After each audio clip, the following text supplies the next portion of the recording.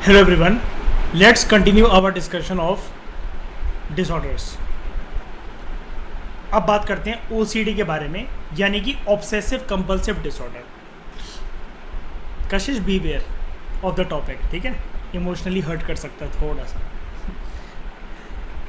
Obsessive compulsive जो word है वो दो वर्ड से निकले हैं. एक होता है ऑब्सेशन, एक होता है कंपल्शन. अक्सर आप सुनते होंगे, जिस भी पर्सन से कभी ज़िंदगी में आपने प्रेम करा हो, तो अगर कोई समझाए भी कि ये तुम्हारे लिए टॉक्सिक है, अच्छा नहीं है, छोड़ दो इसे, चले जाओ, तो पर्सन अपने आप को क्या बोलता है, यार ये चीज़ मेरे लिए पॉसिबल हो ही नहीं पा रही क्योंकि आई एम ऑब्सेस्ड. मेरा सोचना रुक ही नहीं पाता उसके बारे में. वो मेमोरीज, वो बातें, वो यादें. और चलो मूव ऑन करने की सोच भी लो कशिश, 11वें दिन दोबारा मैसेज आता है, पर्सन दोबारा उसी पोजीशन पे पहुंच जाता है. फिर कहता है यार आप जो बदसलूकी मेरे साथ करते हैं ना, मुझे बड़ा अच्छा लगता है, थोड़ा सा और करिए ना. यानी कि ऑब्सेशन में क्या होता है, पर्सन रिपीटेडली ना बार बार ना चाहते हुए भी किसी एक टॉपिक, किसी एक घटना, किसी एक दुर्घटना, किसी एक इंसान के बारे में लगातार जब सोचता रहता है और उसका अपने ऊपर नियंत्रण नहीं होता है ना कि मैं रुक जाऊं सोचने से, उसको कहते हैं ऑब्सेशन. आप कहोगे इसमें क्या बड़ी बात है, ऐसे तो बहुत सी इवेंट होते हैं. हमें भी बोला जाता है पॉजिटिव रहो, बी पॉजिटिव, बी मोटिवेटेड, अच्छा सोचो, वो सोचो. हमें भी नेगेटिव थॉट आते रहते हैं.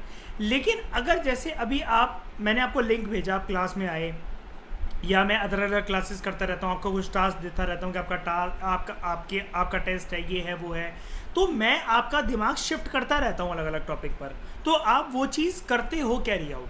लेकिन ऑब्सेस्ड पर्सन कुछ और कर ही नहीं सकता. उसके दिमाग में वो घटनाएं, दुर्घटनाएं, बातें, प्रेम, नफरत, ये सब कुछ एक पर्सन से या एक इवेंट से जुड़ा चलता ही रहता है.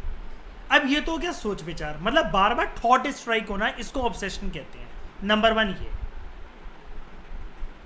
लेकिन हमें एक चीज पता है कि जब भी कोई चीज हमारे दिमाग पे वार करती है, ना चाहते हुए भी हमारा बिहेवियर हमारे चेहरे पर और हमारे एक्शंस के थ्रू दिखती है, हमारी हरकतें. अगर मुझे कोई इंसान पसंद नहीं है ना, मैं कितना भी ड्रामेबाजी करके उससे मुस्कुराकर बात कर लूँ, ये कर दूँ, वो कर दूँ, लेकिन मेरी मुस्कुराहट में वो मुस्कुराहट 100% नहीं होगी. मेरी हंसी में वो हंसी 100% नहीं होगी. मेरे को हो सकता है कि गुस्सा उस पर जल्दी आ जाए, मैं दांत मिसा के बात करूं मैं उस पर्सन से. होता है कि नहीं होता कशिश? जैसे अगर आप ये किसी के भी पर्सन के बारे में अंकिता कुछ सोच रहे हो, तो वो बिहेवियर में रिफ्लेक्ट होता है कि नहीं होता. अगर आपको कोई लोग अनोइंग लगते हैं, इरिटेटिंग लगते हैं, या किसी घटना को आप याद नहीं करना चाहते, तो आपके, और किसी ने उसका जिक्र कर दिया उस घटना का, तो आपकी आंखों में आंसू भरना या चेहरे पे उस बात की शिकन जाना, ये नॉर्मल है कि नहीं है? बताओ जरा, होता है कि नहीं होता? यानी कि इसके बेसिस पर हम एक चीज कह सकते हैं रागनी, कि हमेशा हमारे एक्शंस जो होते हैं उनके पीछे कोई ना कोई एक प्री डिटरमाइंड थॉट होता है, कोई ना कोई एक विचार होता है जिसकी वजह से हम एक एक्शन लेते हैं. आपको गुस्सा आ रहा है प्रिया, और आपने कप उठाकर फोड़ दिया चाय का. क्यों? दिमाग में कोई बड़े टाइम से बात चल रही थी और वह अति हो गई थी उस बात की, तभी तो एक्शन निकला ना. हमारी कशिश तो ऐसा नहीं करती कि सुबह सुबह किचन में जाए, गुड मॉर्निंग मम्मा, सारे कप उठाकर फेंक दे चाय के. इसको तो पागलपन कहेंगे ना. क्यों कशिश? थॉट की वजह से एक्शन हमेशा जनरेट होता है. यानी कि अगर आप कुछ सोच जाओ ना, कुछ भी चीज, तो उसका एक जो आफ्टर इफेक्ट निकलेगा ना, वो आपके बिहेवियर की फॉर्म में निकलता है. जैसे आप किसी के बारे में बहुत अच्छा सोच रहे हो और आपके दिलो दिमाग के अंदर, पेट के अंदर, दिल के अंदर बटरफ्लाइज घूम रही हैं, खुशी हो रही है आपको, तो आपके चेहरे पे ना चाहते हुए भी हंसी आ जाएगी. आप किचन में खड़े होकर चाय बना रहे हो, आप मुस्कुरा रहे हो, घर वाले पूछ रहे हैं, दिमाग में मामा ठीक है तुम्हारा, अपने आप ही खड़े होकर हंस रहा है, अपने आप ही खड़े होकर हंस रही है. अगर आप किसी के रवैये से दुखी हो किसी दिन, अगेन आपके बिहेवियर पे दिख रहा है ना. किस बात से चिड़चिड़ाए हो तुम आज? किस बात से चिड़चिड़ा रही हो आज? सुबह से गुस्सा क्यों कर रही हो? क्योंकि आपके दिमाग के अंदर कोई थॉट चल रहा है. बताओ मुझे, ऐसा एक पैटर्न होता है कि नहीं होता? इसमें कुछ भी बात गलत है? तो जब हम ना चाहते हुए भी किसी थॉट को कंट्रोल ना कर पाए, वो ऑब्सेशन होता है. और ना चाहते हुए भी अपनी कुछ हरकतों को करने से कंट्रोल ना कर पाए, यानी कि हम कुछ एक्शन ले रहे हैं हम नहीं चाहते थे ऐसा बार बार करना, लेकिन वो हमसे हो रहा है क्योंकि हम सेटिस्फाई, हमारा दिमाग सेटिस्फाई नहीं हो पा रहा। इसका मतलब हमेशा ऑब्सेशन के साथ जो आफ्टर इफेक्ट इसका निकलेगा वो कंपल्शन निकलता है। इसलिए इसको साथ में बोला जाता है ऑब्सेसिव कंपल्सिव डिसऑर्डर, शॉर्ट में OCD। बताओ कशिश, समझ में आया? अभी होता किस किस प्रकार का रोज डेली लाइफ में, ये हमें कैसे कैसे दिखता है, ऐसे लोग कैसे कैसे होते हैं। लगातार बार बार हाथ धोते रहना, कोविड नहीं चल रहा है या उससे पहले भी कुछ भी करके बार बार हाथ धोते रहना। इनको, ऐसे पर्सन को ऐसा लगता है गंदगी है आसपास, कुछ ना कुछ मतलब डस्ट लगी हुई है।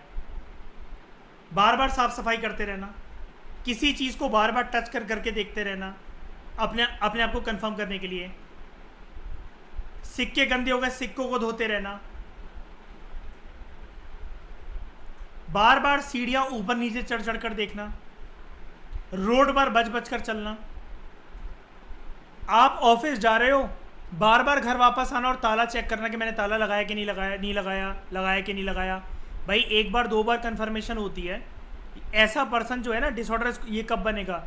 जब ये 12, 18, 50 बार ऐसा काम करे, सीढ़ियाँ ऊपर नीचे उतर के चढ़ना और ये चेक करना ऑफिस जाते हुए दोबारा कि मैंने लॉक लगाया कि नहीं लगाया। फिर गाड़ी आगे चल पड़ी, गाड़ी वापस लेकर आया ऐसा पर्सन कि गैस मैंने खुली तो नहीं छोड़ दी, गीज़र का प्लग थोड़ी नहीं खुला छोड़ दिया मैंने। हाथ बार बार सैनिटाइज करते रहना, हाथ बार बार धोते रहना, बार बार मुंह धोते रहना, बार बार नहाते रहना, दूसरों से हाथ ना मिलाना जब कोई हैंडशेक कर रहा है, गले ना मिला कि मैं गंदा हो जाऊंगा या गंदा हो जाऊंगी। ये OCD बन जाता है, ऑब्सेसिव कंपल्सिव डिसऑर्डर। जिनको ये डिसऑर्डर होता है, जो लोग इससे अफेक्ट होते हैं, ऐसे लोग they are unable to control their preoccupation. Preoccupation का मतलब क्या होता है? लगातार किसी सोच विचार के बारे में सोचते रहना और आप चाह रहे हो, आप जानते हो ये इरेशनल, इसका कोई मतलब नहीं है, मैं नहीं सोचना चाह रहा, मैं नहीं सोचना चाह रही, लेकिन मैं क्या करूं, वो बात दिमाग से उतर ही नहीं रही है। किस चीज़ की लगातार सोच विचार? प्री ऑक्यूपेशन मतलब लगातार सोच विचार किस चीज़ के?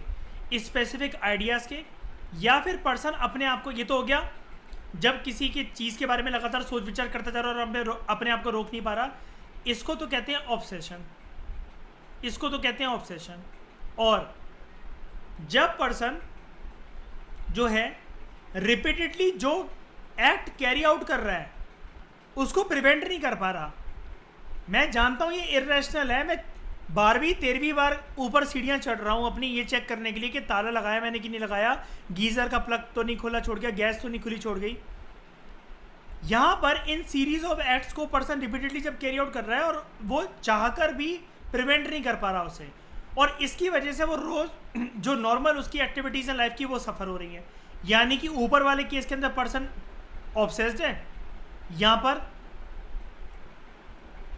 पर्सन कंपल्शन में है, यानी कि कंपल्सरी वो एक्टिविटीज़ करे जा रहा है जिसको वो नहीं भी करना चाहता। अच्छे से डिफाइन करते हैं इसको। ऑब्सेसिव बिहेवियर एक वो बिहेवियर होता है जब पर्सन ना इनकेपेबल हो जाता है to stop thinking about a particular idea और टॉपिक। एक सोच विचार, एक किसी दुर्घटना, किसी पर्सन के बारे में ना चाहते हुए भी लगातार सोचते रहना। अब कभी कभार जो लोग ऑब्सेस्ड होते हैं ना किसी, मतलब जिनको ये ऑब्सेसिव बिहेवियर होता है जिनका, यहाँ पर इनको कभी कभार ना थॉट्स ऐसे आते हैं अनप्लेजेंट, जिसकी वजह से सोचकर हो सकता है रोने लग जाएं, अपना आपा खो दें, जोर जोर की चिल्लाने लगे उस बात के बारे में सोचते हुए, बेहोश हो जाएं, या कभी कभार इनको बहुत ही ज़्यादा शेमफुल थॉट्स आते हैं। जैसे घर पर कोई मेहमान आया, अब इन्होंने देखा उससे हल्का सा इम्प्रेस हो गया। अभी ऑब्सेसिव बिहेवियर वालों का ऐसे साथ ही होता है कि कोई भी इनको घटना ना पसंद या अगर पसंद आ जाए ना, इनकी स्टोरी मेकिंग इस कदर जाती है कि इसको टाल नहीं पाते हैं।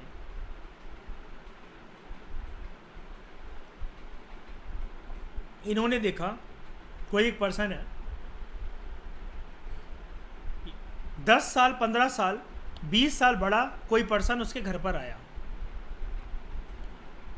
वो पर्सन ये सोच रहा है यार क्या मेरा इसके साथ कभी सेक्सुअल रिलेशन बन सकता है, हमारी कभी शादी होकर कभी बच्चे हो सकते हैं। अब ये पर्सन की बहुत शेमफुल थॉट है यार, ये यार ये तू क्या सोच रहा है, ये तू क्या सोच रही है, अपने आप से पर्सन बोल रहा है कि 20 साल 25 साल बड़े आदमी से यार या औरत से ये क्या बात है। अब ये शेमफुल थॉट्स हैं काफ़ी ज़्यादा पर्सन के लिए। तो लेकिन पर्सन इसको जैसे क्या होता है, अब कभी कभार किसी पर्सन को लेकर सेक्सुअल थॉट आना या फिर शेमफुल थॉट आना, ये हम जैसों के लिए नॉर्मल होता है। हमारे थॉट आया, हमने अपने आप को समझाया और निकल गए उस थॉट से बाहर कि नहीं यार ये प्रैक्टिकली पॉसिबल नहीं है, पागल है क्या। याद है मैंने बताया था इद ईगो सुपर ईगो में कि हमारी ईगो रियलिटी हमारी हमें बताती है इद को कि जो सेक्सुअल एनर्जी कैरी आउट करता है कि शांत हो जा, ये चीज़ प्रैक्टिकल नहीं है। तो ये तो हम जैसे लोग नॉर्मल मतलब करके अपने आप को समझा लेंगे। जैसे यार एक बात बताओ, सबको पता रहता है कि जो भी पर्सन जिसके साथ रिलेशनशिप में है, कल को उसके साथ उसकी शादी हो गई तो ऑब्वियसली बात है, अगर जो जिस पर्सन के साथ मैं रिलेशनशिप में हूँ कल को उसके साथ शादी होनी है तो कहीं ना कहीं इस पर्सन के साथ मेरा फ्यूचर में जाकर सेक्स होना है।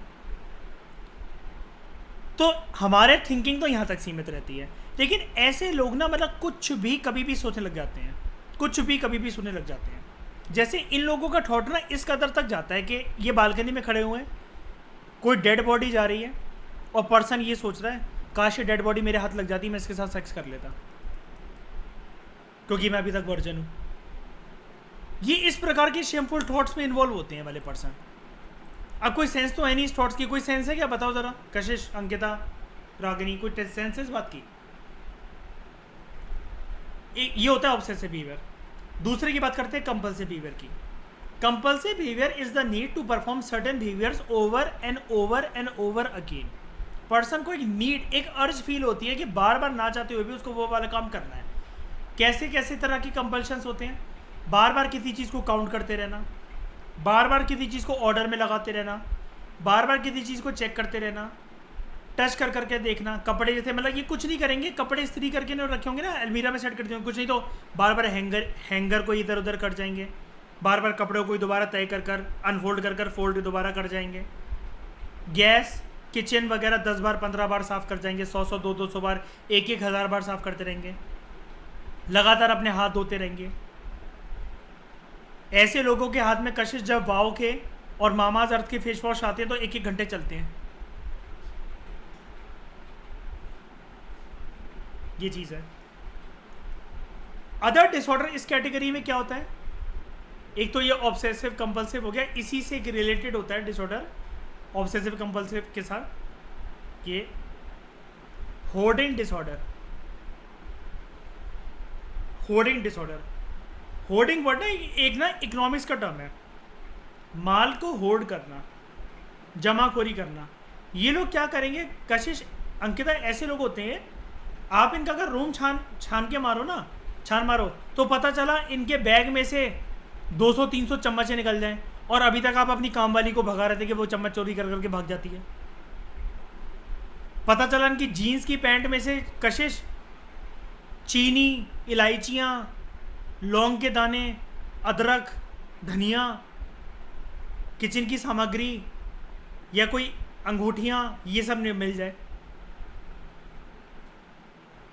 इस प्रकार का एक हम चैप्टर पढ़ेंगे भी। एक पर्सन को ना चाहते हुए भी एक अर्ज होती है कि वो चोरी कर ले। चोरी यहाँ पर होर्डिंग का मतलब ये नहीं है कि चोरी मतलब हमेशा हर प्रकार की चोरी करी। अब ये यार चीनी और ये सब ये रूम में रखने को चोरी थोड़ी ना है, घर का ही तो माल है वो।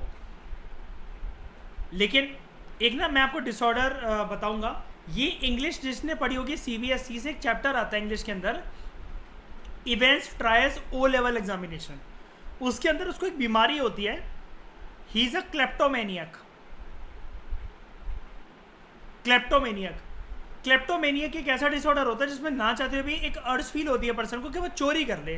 जैसे मतलब मान लो मैं अंकिता के बगल में बैठा हूँ, अब मैंने कहा यार ये ज्वेलरी सही पहनी हुई यार, ये बातों में मैंने उसको पता भी नहीं चला।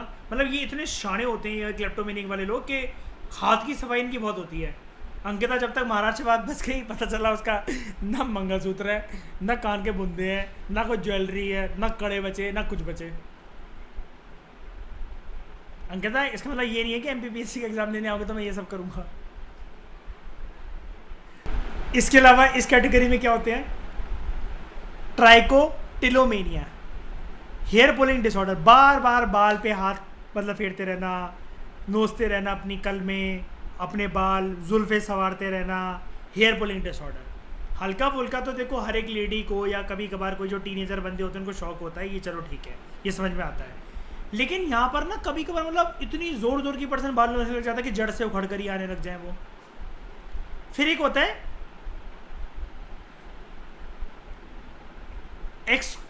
एक्सकोरिएशन।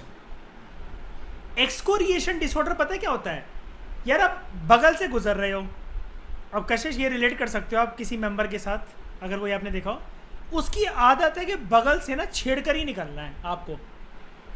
नोच दिया आपको बैठे बैठे, गाल पे ऐसे कर दिया, या फिर कहीं पर भी मतलब मान लो कि आपको पेन से ऐसे मार के चले गए, या चीक्स पर यूं यूं कर दिया, कोई नोच रहा आपको।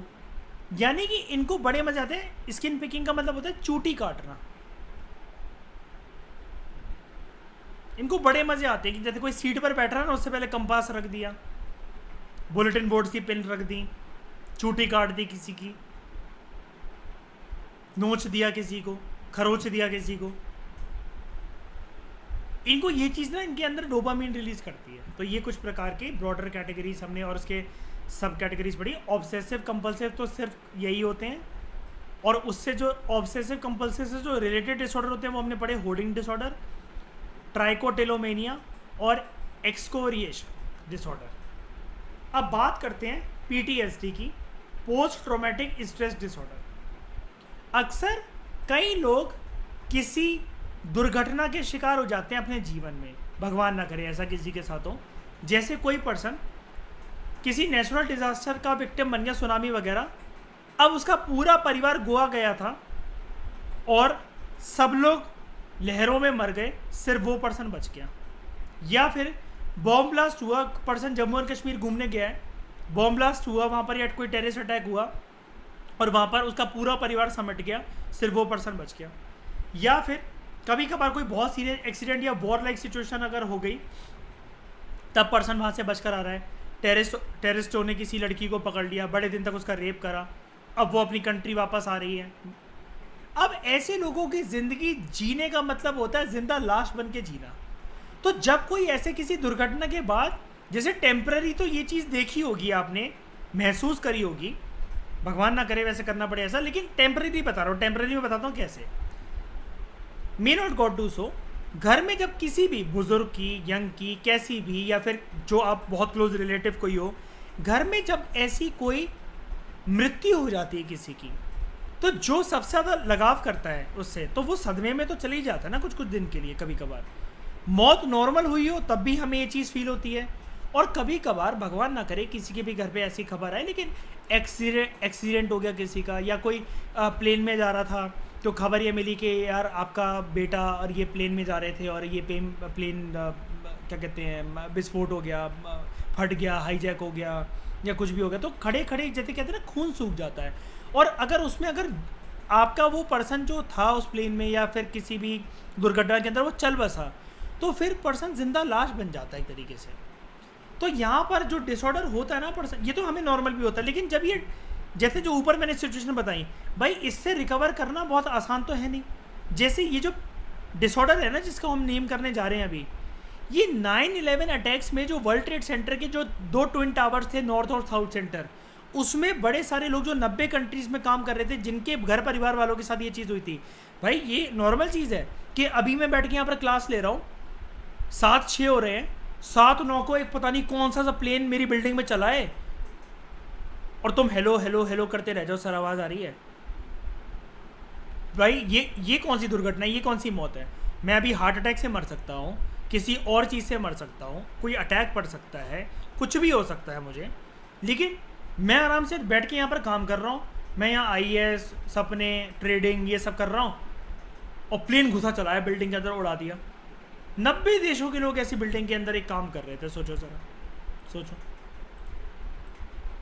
तो ऐसे लोगों को होता है जब ऐसे natural disaster, terrorist attack, bomb blast, war related situation, या भगवान ना करे किसी का रेप हो गया हो, तो उनको हो जाता है PTSD, post traumatic stress disorder.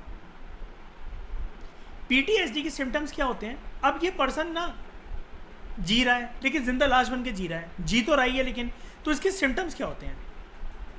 Person को बार बार उसी चीज़ के सपने आते रहते हैं और झंझोर के पर्सन उठता रहता है।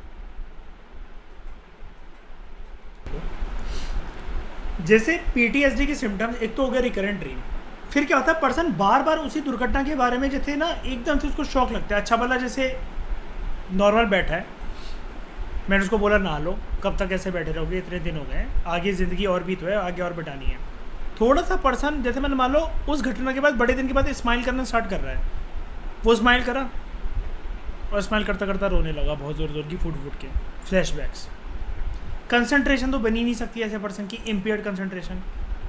इमोशनल लंबिंग, इमोशनल लंबिंग का मतलब पता है क्या होता है? किसी को एक जगह बिठा दिया तो वो बैठे ही रह गया, वॉशरूम गया तो पता चला 3 घंटे से अंदर ही है, फिर घर वालों को याद आई क्या हो गया भाई बाहर निकलो, तो एकदम से उसको फिर झटका सा लगता है। अच्छा मतलब वो बैठा बैठा आंखें खुली रहती हैं, दिमाग खुला रहता है, लेकिन वो सो रहा होता है उसका दिमाग फिर भी। इसको कहते हैं इमोशनल लंबिंग। मतलब इमोशनल लंबिंग का मतलब क्या है? एक और मतलब होता है इसका, बहुत ज़ोर की हंसी की कोई बात हुई है लेकिन ऐसा पर्सन बिल्कुल चुप, कोई चेहरे पे इमोशंस नहीं। कोई दुख की बात हुई है तब भी चुप, कोई इमोशंस नहीं। तो ये जिंदा लाश बन गई तो जीना है। इससे रिलेटेड 2 डिसऑर्डर होते हैं पीटीएसडी में, जो कि पहले नहीं हुआ करते थे, लेकिन याद है मैंने बताया था वो मैनुअल में अपडेशन हुई थी। क्या था वो, ICD-10 और DSM-5।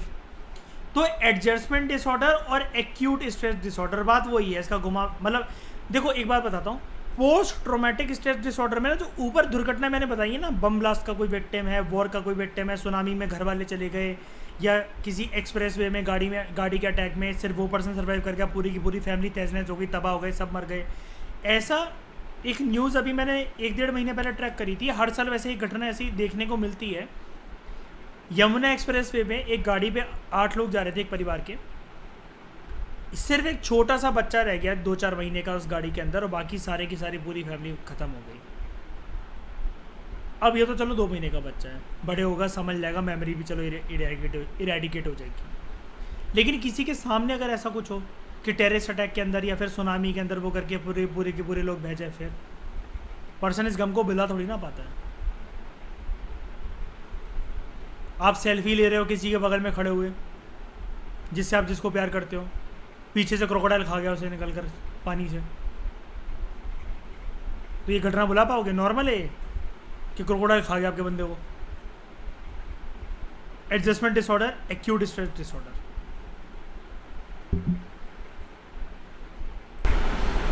तो somatic symptom and related disorders, these are the conditions in which, यहां पर ना अब ये ध्यान से सुनना क्या होता है। आपने कभी कभार किसी को देखा है कि उसको अगर हॉस्पिटल ले जाओ तो लोगों की इंजेक्शन से फटती है, किसी किसी की टैबलेटों से फटती है, टैबलेट नहीं निकल पाते कई लोग, मतलब दवाई अस्पताल के नाम से लोगों की आधा तो सूसू छूट जाता है और पॉटी भी निकल जाती है।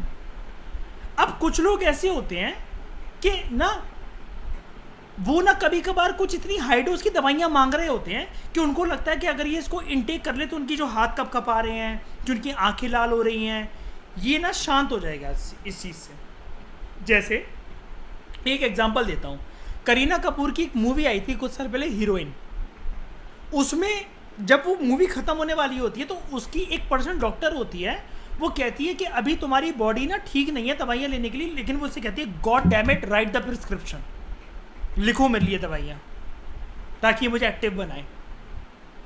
अब यहाँ पर क्या होता है सोमैटिक सिम्टम डिसऑर्डर में, इंट्रोडक्शन में मैं पहले ही बता देता हूँ, यहाँ पर ना पर्सन इतना उत्तेजित है अपने आप को लेकर, उसे पता है क्या लगता है, मेरे पेट में सचमुच का सांप, राइट मतलब रियल का सांप है, मुझे कुछ बीमारी हो रही है, मेरे दिल धड़क रहा है, मैं अभी कल सुबह तक जिंदा नहीं रहूँगा, मैं मर जाऊँगा। पर्सन एकदम से चलते चलते गिर जाता है और कहता है मुझे पैरालिसिस हो गया। और आप यकीन नहीं मानोगे, इस प्रकार का डिसऑर्डर रोड पे आपके साथ मोमोज खाने गया था, पर्सन गिर गया एकदम से, कह रहा है मुझे पैरालिसिस हो गया, तो आपने कहा उठ के चलने की कोशिश करो, कह रहा नहीं अभी चल पाऊंगा। और ऐसे ऐसे केसेस हैं इस डिसऑर्डर के, सोमैटिक सिम्टम डिसऑर्डर के, फिर वो 6-7 महीने 3-3 6-6 साल तक नहीं उठा फिर वो, और सारी रिपोर्ट्स लैब रिपोर्ट से कह रही है इसको कुछ भी नहीं हुआ है। पर्सन कह रहा है मैं अंधा हो गया, मुझे कुछ नहीं दिख रहा, सारी लैब रिपोर्ट मेडिकल रिपोर्ट ये कह रही है इसको कुछ भी नहीं हुआ है, लेकिन बस 8-8 12-12 साल तक ऐसे ही कह रहा है। कौन खड़ा है यहाँ पर, कौन है यहाँ पर, मुझे ज़रा रोड क्रॉस करवा दोगे। घर पे भी ऐसा, आप मार लो, डांट लो, गरम गरम तवा छुला दो इसको कुछ मतलब ये चीज़ होती नहीं है। अब यहाँ पर एक बात मैं क्लियर कर देना चाहता हूँ, यहाँ पर पर्सन ड्रामेबाजी नहीं कर रहा है। उसका क्या है कि कभी कभार आपको पता है ना क्या होता है, हमारा जैसे क्या होता है यार, किसी एक इंसान ने मुझे एक स्ट्रेस दे दिया जिसकी वजह से मेरा एक दिन और दिमाग खराब हो गया। इसका मतलब ये तो नहीं है ना कि दिबांग दुबे का मोटिवेशन कम है, वो दिमाग में कमज़ोर है, और जिस दिन उसने मेरा मूड ख़राब करा उस दिन मेरा कोई टेस्ट था जिसमें मैं बुरी तरीके से फेल हो गया। इसका मतलब ये तो नहीं है ना कि दिबांग खुद पढ़ाता है और खुद तो वो फेल हो गया, उसके अंदर तो कोई कैलिबर ही नहीं है, ड्रामेबाजी है उसकी, तो सिर्फ और सिर्फ नौटंकीबाजी है, नॉलेज उसकी किसी काम की नहीं है, उसको खुद ही कुछ नहीं आता। इसका मतलब ये तो नहीं है ना मेरा दिन किसी ने ख़राब करवाया या किसी घटनाक्रम की वजह से मेरा दिमाग ज़्यादा ज़ोरों शोरों से नेगेटिव एस्पेक्ट पे चल पड़ा तो मैं कहीं और अपने प्री ऑक्यूपाइड हो गया, जिसकी वजह से रिजल्ट क्या हुआ, अल्टीमेटली मैं फोकस नहीं कर पाया। लेकिन यहाँ पर ये सारे की सारे जो डिसऑर्डर है ना, इसको आप रिलेट करने की कोशिश करो बीमारियों से। अब यहाँ पर पता है पर्सन को ठीक कैसे करेंगे, जब मैं आगे पढ़ाऊंगा। जैसे अब वो ना डिमांड कर रहा है कि मैं ना हाई डोज की दवाई खाना चाहता हूँ, और डॉक्टर ये कह रहा है अगर तुमने ये खाई भाई साहब इससे तुम्हारा लिवर ब्लास्ट हो सकता है, इससे तुम्हारी किडनी फेल हो सकती है, मल्टी ऑर्गेनिक फेलियर हो सकता है तुम्हें, इससे वो अच्छी नहीं है तुम्हारे लिए दवाई। अब यहाँ पर पर्सन को शांत करवाना तो ज़रूरी है, वो बिना दवाई दिए और उसके लिए तो मान ही नहीं रहा है। तो मैं क्या करूँगा, ग्लूकोज की बाजार से टॉफ़ी की दुकान से गोली ले आऊँगा और उसे बोल दूंगा ये तुम खा लो, ये वो वाली दवाई है। पर्सन उसे खा लेगा और कहेगा अब मैं ठीक हूँ। झूठा दिलासा पर्सन को दिया गया, उसने ये सोच कर कि वही वाली दवाई है, ये खा लिया और पर्सन रिलैक्स हो गया। पर्सन कभी कभार इसमें कहता है कि मुझे ये वाली ना इस दवाई की बोतलें चढ़ाओ, डॉक्टर चढ़ा देता है ऐसे पेशेंट को ग्लूकोज की बोतलें, ग्लूकोज तो हम नहीं करता है ना। अब पर्सन ठीक हो जाता है एक ग्लूकोज की बोतल के बाद, वो कहता है अच्छा अब देखा मैंने कहा था ना। यहाँ पर पर्सन ना डॉक्टर के सर पे बंदूक रख देता है, या कभी कभार उसके आगे लोट-पोट जाता है, मैं आपसे हाथ जोड़ के रिक्वेस्ट कर रहा हूँ मेरा ऑपरेशन कर दो। अब डॉक्टर ने तो हिपोक्रेटिक ओथ खाई होती भाई, वो तो तिहाड़ जेल पहुंच जाएंगे कि अगर वो ऑपरेशन कर देंगे बिना किसी बात का, क्योंकि मेडिकल रिपोर्ट ये कह रही है कुछ है ही नहीं तेरे पेट में, कुछ है ही नहीं तेरी बॉडी में, किस बात का ऑपरेशन कर दे। लेकिन ये कहता है ऑपरेशन कर दो वरना मैं यहीं खड़ा हूँ सर, मैं सर बता रहा हूँ मैं नस काट लूँगा मैं अपनी यहीं पर आपके सामने खड़ा होकर। तो यहाँ पर इसको ये क्या होता है, वो एक क्लोरोफॉर्मिक इंजेक्शन इसको लगाकर बेहोश, एनेस्थेटिक इंजेक्शन इसको लगाकर थोड़ा बेहोश कर हल्का सा कट मारकर हल्के से टाँके लगाकर ये विश्वास करवा दिया जाता है कि तुम्हारा ऑपरेशन सक्सेसफुली कंडक्ट हो गया। और उस बस अब काटना पड़ा, टाँके लगाने पड़े बेहोश कर ये दिखाने के लिए कि ऑपरेशन हो गया है, और जो भी तुम कहते हैं हमने तुम्हारे अंदर से इसको निकाल दिया है। झूठा मूठा पदार्थ बनाकर दिखाना पड़ता है इसको कि देखो सांप निकला, तुम सही कह रहे थे ये करके, क्योंकि वो मान ही नहीं रहा था इतने महीनों से। अब वो कहता है ये तो डॉक्टर तेरे को मार दूंगा अगर तूने नहीं करा, या मैं खुद मर जाऊंगा तेरे क्लिनिक में आकर। तो अब इसको झूठा मूठा ऐसा दिलासा करके करा जाता है, डर के डॉक्टर ऐसा ये काम करता है, इसको दवाइयाँ देना, ऑपरेशन करना, वो करना, और पर्सन इसके बाद बस सेटिस्फाइड। ये पता है कैसी चीज़ है, ये पता है कैसी चीज़ है मेरे चाचा की बेटी है, वो चाय मांगती है। चाची क्या करती हैं, दूध में हॉर्लिक्स घोर लाती हैं, और हॉर्लिक्स के ऊपर जो वो दाने तैर रहे होते तो उससे लगता है चाय की पत्ती तैर रही है ये। तो आज तक उसने कभी चाय का टेस्ट जाना ही नहीं है, वो उसी बहाने वो उसको बार बार दिन में कम से कम 7 से 8 बार हॉर्लिक्स पिला देती है, बोनविटा पिला देती है इस बहाने। तो these are the conditions in which there are physical symptoms.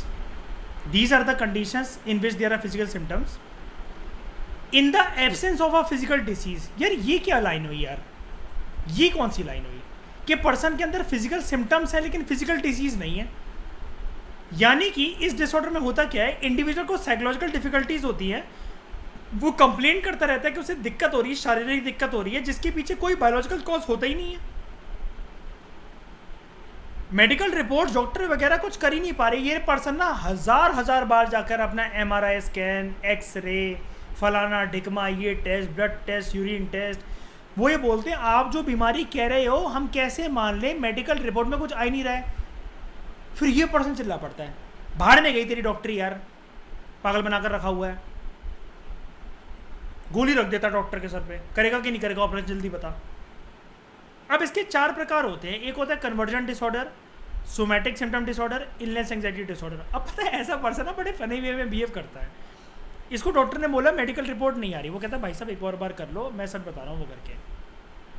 ये पर्सन अब गया है सारे लोगों के बीच में, मतलब अब जैसे एक एक पर्सन करके डॉक्टर को दिखाता रहता है क्लिनिक में जाके, ये पर्सन अपना आपा खो देता कैसे, फिर जाके चिल्लाता डॉक्टर से, अबे तुझ जैसा गवार बेवकूफ़ वाहियात मूर्ख इंसान नहीं देखा मैंने आज तक, क्या डॉक्टर है तू, कुछ भी नहीं आता तेरे को। वो कहता है मेरी क्या गलती, मैंने तो एक्सरे आपका वो करवाया था, तू नकली, तेरी एक्सरे मशीन नकली। वो कहता है मैं आपकी रिपोर्ट एम्स में भेजी है। वो कहता है भाड़ में क्या एम्स, मार डालो एम्स को। वो कहता है वहाँ के सारे डॉक्टर, इतने सीनियर डॉक्टर ये बोल रहे हैं कि आपको ऐसा कुछ भी नहीं है, मेरी बात तो मानो, मार डालो उन सबको, उनसे बोलो डॉक्टरी छोड़ दो अपनी, कुछ नहीं आता उनको, बेवकूफ़ों को गवार कहेंगे, अंगूठा छाप डॉक्टर, झोला छाप डॉक्टर सारे के सारे। यहाँ इतना हावी होता है पेशेंट, क्यों? जैसे ये वही वाली बात है ना, आपको आप किसी से कोई रिक्वेस्ट कर रहे हो, ठीक है, और वो पूरी नहीं हो रही है, कोई सामने वाला पर्सन मान नहीं रहा है, प्यार से नहीं मान रहा, आप जैसे कहीं पर खड़े हुए हो, आपने पैसे दे दिए, अब आप खाने के लिए वेट कर रहे हो, ठीक है, आधा घंटा हो गया, 15 मिनट हो गए, 45 मिनट हो गए, थाली उठा के मारोगे नहीं होगे, भाई नौटंकी सही मचा रखी तूने, तेरे को ही बॉयल कर देना, मैंने तेरा चिकन 65 बना दूंगी। यही चीज़ होती है। हमारी अंकिता तो ऐसी बात करती है रेस्टोरेंट पे जाकर। तो इन डिसऑर्डर्स के बारे में अगले डिस्कशन में बात करते हैं।